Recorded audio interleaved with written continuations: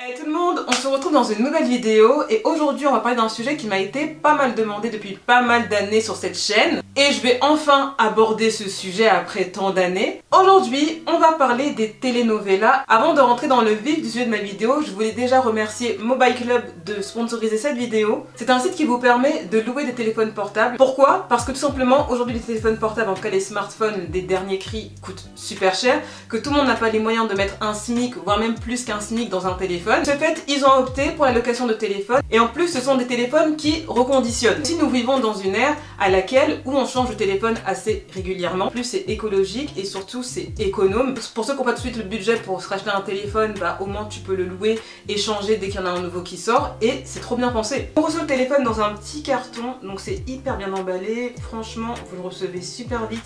En l'espace de 2 jours, vous recevez le téléphone. C'est hyper bien emballé, il n'y a vraiment rien à dire et tout est en mode minimaliste à l'intérieur du packaging. Ensuite, quand vous l'ouvrez, vous avez un petit message, aussi que le carton il est recyclable. Et puis vous avez un petit message qui vous dit que justement en louant un smartphone, vous luttez contre le gaspillage électronique qui est vraiment important. On l'ouvre comme ça, vous recevez le téléphone qui est emballé avec de la mousse, donc c'est hyper bien emballé. À côté, vous avez les accessoires. Vous avez un chargeur, donc ça c'est le chargeur. Et là, vous avez une coque afin de protéger votre téléphone. Donc, je trouve ça super bien. C'est vraiment, il y a vraiment tout dedans. Vous avez aussi ça, vous savez, pour enlever la puce de votre iPhone. Vous voyez sur le côté là, quand vous voulez faire sortir la puce, vous avez ça aussi qu'ils ont mis. Donc c'est hyper bien pensé. Et donc aussi une chose importante à savoir, c'est que si vous le cassez ou quoi que ce soit, sachez que normalement vous êtes assuré par rapport à ce téléphone là. Et puis dans les 2 jours qui suivent, ils vous en renvoient un nouveau. Voilà. Pause. Au moment où j'étais en train de monter ma vidéo, je me suis rendu compte que j'ai oublié un détail super important. Pour ceux qui veulent souscrire à un abonnement de location, vous avez une réduction de 20 € avec mon code promo Leslie20. Une chose très importante, c'est qu'à la sortie de cette vidéo, il faudra aller sur mon compte Instagram parce que je prépare un grand concours par rapport à un téléphone. Donc n'hésitez surtout pas à me suivre sur Instagram pour savoir de quoi il s'agit. Et tu connaîtras aussi la durée du concours sur le post où tu verras ce téléphone sur mon compte Instagram. Voilà, donc maintenant rentrons dans le vif du sujet des telenovelas et le succès qu'elles ont eu en Amérique latine et aussi le succès qu'elles ont eu jusqu'en Afrique. Alors faut savoir que les premières telenovelas sont apparues dans les années 50, au début des années 50, et ce sont un peu des séries à l'eau de rose, c'est vraiment des séries de romances, ce sont des téléromances, tout ce qui est un peu drama, tout ce qui est un peu surjoué. Il faut savoir que les telenovelas, jusque peut-être dans les années 2010, peut-être par là, mais avant, donc des années 50, dans les années 80, 90, tout ça, c'était vraiment des séries à petit budget. Et ça se voit même quand on voit les acteurs, de la manière dont ils jouent le drama dans les telenovelas, c'est pas très bien joué de manière générale. Si tu as déjà regardé des telenovelas, tu sais très bien de quoi je parle. Ce sont des séries à l'eau de rose, voilà, des romances, tout ça, et ben comme ça a commencé à marcher, ils en ont sorti beaucoup d'affilés et du coup, vu qu'ils en sortaient beaucoup d'affilés, ils n'avaient pas un gros budget pour payer les gens super bien, en tout cas à l'époque. Faut savoir que c'est le Brésil qui est le précurseur des telenovelas. C'est dans ce pays que les premières telenovelas sont apparues. La première telenovela qui a vu le jour s'appelle Sua vida me pertence. Ce qui veut dire en français, ta vie m'appartient. Donc déjà, ça annonce la couleur. Cette première telenovela est sortie en 1951 sur la chaîne TV Tupi au Brésil. Il faut savoir qu'après la diffusion de cette première telenovela, les telenovelas ont eu vraiment un très grand succès au Brésil. Suite à ça, il faut savoir que les autres pays sud-américains, tels que le Mexique, parce que le Mexique quand même c'est un pays qui a produit aussi énormément de telenovelas, ils sont aussi puissants dans cette industrie. Comme avec une telenovela qui est très connue du Mexique qui s'appelle Ruby, ou bien même Marimar pour ceux qui connaissent. Même si le Brésil est le précurseur de ce type de feuilleton à l'eau de rose, faut savoir quand même que le Mexique, je pense que c'est un de leurs plus grands concurrents. Ils ont eu quand même des telenovelas qui se sont fait vraiment connaître jusqu'à l'international en fait. En gros, ce que j'essaie de dire, c'est que juste après le Brésil, en fait, il y a plein de pays d'Amérique du Sud, comme le Mexique, le Venezuela, la Colombie, l'Argentine et plein d'autres pays sud-américains qui ont saisi cette occasion pour eux aussi créer leur propre telenovela. Et finalement après c'est devenu quelque chose de très connu dans toute l'Amérique latine et c'est devenu aussi l'identité des séries à l'eau de rose sud-américaine, parce qu'on peut pas faire de telenovela à la française, ça n'a rien à voir. Si on devrait comparer avec les Français, on pourrait comparer ça à Hélène et les garçons, le miracle de l'amour pour les plus anciens, ceux des années 80 et les années 90, pour ceux qui connaissent. On va pas forcément comparer parce que c'est pas pareil, même si c'était aussi des séries à l'eau de rose en France, mais c'est pas pareil, c'est pas la même émotion, c'est pas la même passion. Faut savoir que les latinos, ce sont des gens très passionnés, très dans le drama. Et je trouve aussi que les latinos, de manière générale, on peut voir dans leur façon de vivre, dans leur façon de percevoir l'amour, on se rend compte quand même qu'ils ont grandi avec les telenovelas parce que ils sont...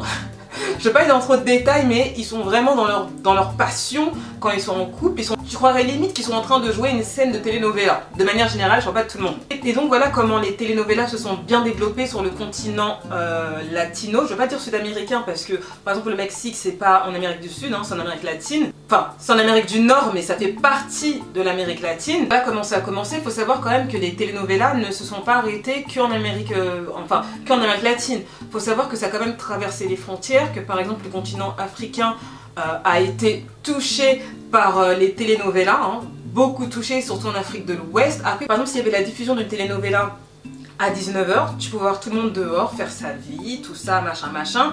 Et dès qu'il est 18 h 59, dans la rue, il n'y a plus personne. Pour ceux qui savent de quoi je parle, pour ceux qui ont connu les telenovelas, je sais pas, en Afrique de l'Ouest ou peut-être dans d'autres pays d'Afrique, hein, dans d'autres zones, vous devez connaître ce phénomène que dès que c'était l'heure de la telenovela, tout le monde rentrait chez soi, même si tu n'avais pas de télé chez toi, tu allais chez ton voisin regarder la télé et tout le monde regardait ça ensemble et c'était vraiment un moment de partage en fait. Pour moi aussi les telenovelas ont beaucoup bercé l'Afrique de l'Ouest. Ça a été très touché par ce phénomène et c'est quelque chose là-bas qui était hyper bien reçu, que les gens adoraient.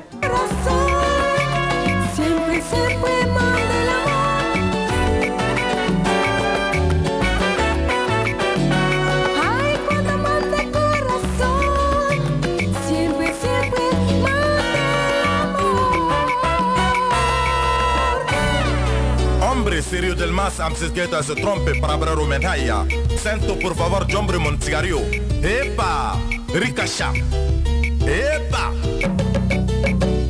Señora Marimar. Abasalas. Siempre, siempre manda el amor. Canta, mira que la vida es duro. Siempre, siempre manda el amor. Se para cayura, se nura, una. Siempre, siempre manda el amor. ¿Qué pasa? Siempre, siempre manda el amor. Daniel Kiksak, wala fotel tubabu.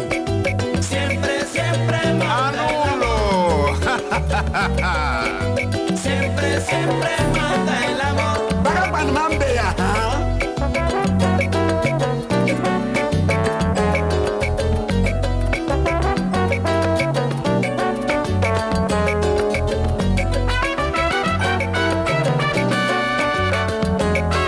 La série termine, imaginons la série a commencé à 19 h et dès que la série termine, tout le monde sort dehors et tout le monde reprend sa vie pour vous montrer à quel point les telenovelas en tout cas ont eu un impact en Afrique mais aussi ont eu un impact aussi en Amérique du Sud, qui ont aussi eu un impact en Amérique latine aussi. Après vous me direz que ça vient d'Amérique latine, mais c'est pas parce que ça vient d'un endroit que tout le monde est forcé d'aimer. Pour vous dire à quel point qu'à l'époque, vu qu'il n'y avait pas énormément de programmes et qu'il n'y avait pas énormément de concurrence avec ces séries drama à l'eau de rose hyper mal jouées, où les acteurs c'était pas trop ça, c'était vraiment de la simplicité. Si tu regardes, tu dis mais les gens ils arrivent à rentrer dedans quoi, tellement que c'était vraiment pas bien joué. Même quand par exemple il y a eu des doublages en français pour soit diffusés en Afrique francophone par exemple, même les doublages étaient hyper mal faits. Je pense aussi qu'il y a eu des telenovelas qui ont été diffusées en France, je pense, des telenovelas sud-américaines.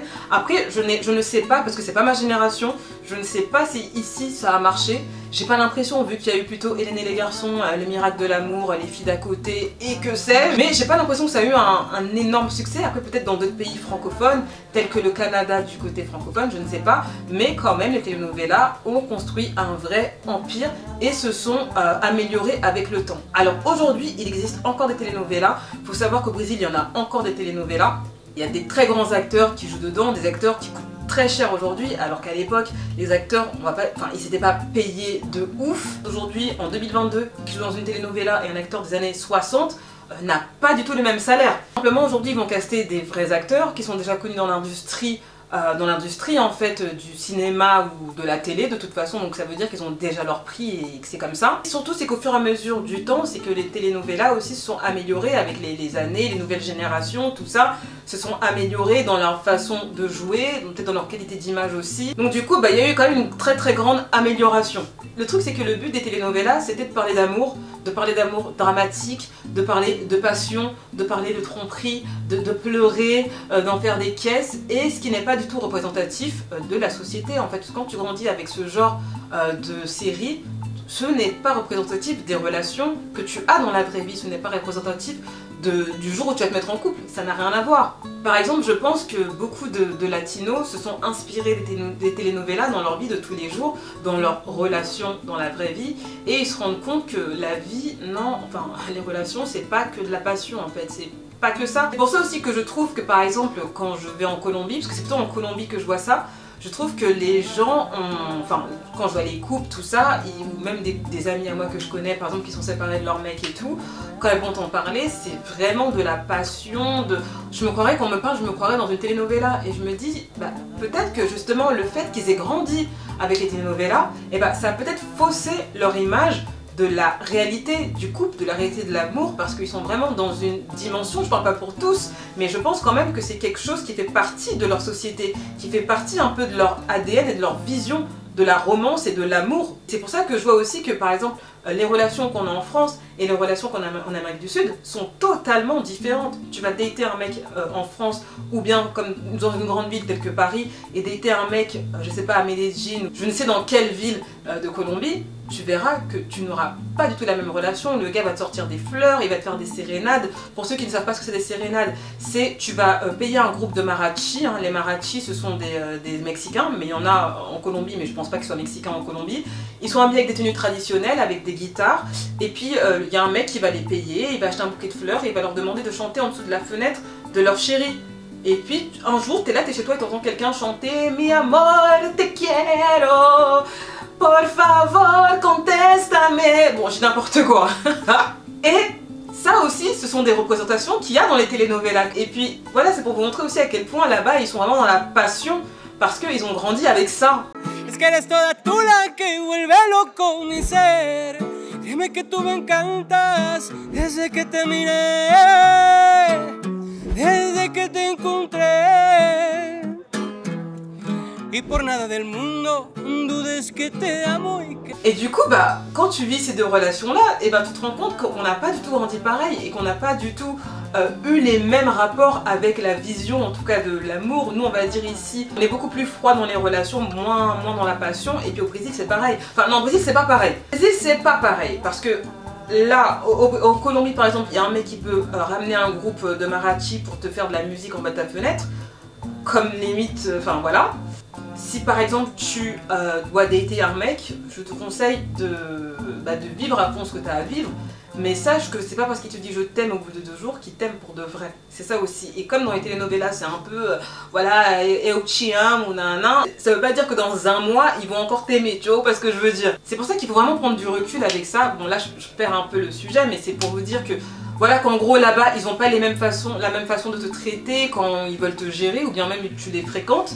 Ils sont très romantiques parce qu'ils ont grandi avec des séries comme ça qui les poussent à leur faire croire que ça c'est la réalité. Et toi qui n'es pas habitué à ça, voilà, tu vas te dire waouh, c'est je sais pas quoi, alors que peut-être le mec dans un mois il t'aime plus déjà en fait, tu vois. Après c'est pas pour tout le monde. Il y a bien sûr des gens très bien en Colombie qui ont grandi avec des telenovelas. Il y a bien sûr des gens très bien au Brésil qui ont grandi aussi avec des telenovelas. Je parle d'hommes particulièrement. Mais c'est vrai qu'il faut que tu prennes un peu de distance quand ils sont un peu dans leurs émotions et prendre plus ton temps de voir comment ils sont sur la durée. Parce que eux ils sont beaucoup de passion d'un coup, vous voyez, beaucoup d'un coup, genre un choc de je ne sais quoi, choc de passion, et puis après ils peuvent vite, voilà, c'est comme ça. Donc, encore heureux, ils ne sont pas tous comme ça, mais il y en a beaucoup qui sont comme ça. Et je sais qu'il y a des Françaises quand elles arrivent en Colombie ou au Brésil, elles se prennent une douche froide parce qu'elles ne connaissent pas les mœurs. Et comme je dis encore une fois, eux ils ont grandi avec des séries à l'eau de rose. C'est ça, c'est comme ça qu'ils ont grandi en fait. Et voilà, je trouvais ça intéressant d'en parler avec vous, même parce que la vidéo je l'ai pas préparée avant, clairement là je la sors de mes connaissances et de ce que je sais et de ce que j'ai vu et de ce que je connais, en tout cas des telenovelas. Et je pense que quand une société a grandi avec certains genres de séries, je pense que la société est un peu conditionnée par ça. Et je pense que ça se reflète dans la vie de tous les jours parce qu'ils sont clairement influencés par ce genre de série. Voilà, donc on arrive à la fin de la vidéo, j'espère qu'elle t'a plu. Surtout n'oublie pas de me suivre sur Instagram pour le concours qu'il y a par rapport au téléphone portable. Tu sauras combien de temps je laisserai le concours sur mon compte Instagram. Si tu n'es pas encore abonné à ma chaîne, n'oublie surtout pas de t'abonner à ma chaîne et activer la cloche des notifications. N'oublie surtout pas aussi de mettre un pouce bleu, c'est très important pour mon référencement si la vidéo t'a plu, et de laisser un petit commentaire si tu as quelque chose à rajouter. Et en attendant ma prochaine vidéo, je te fais plein de gros bisous. Bye bye.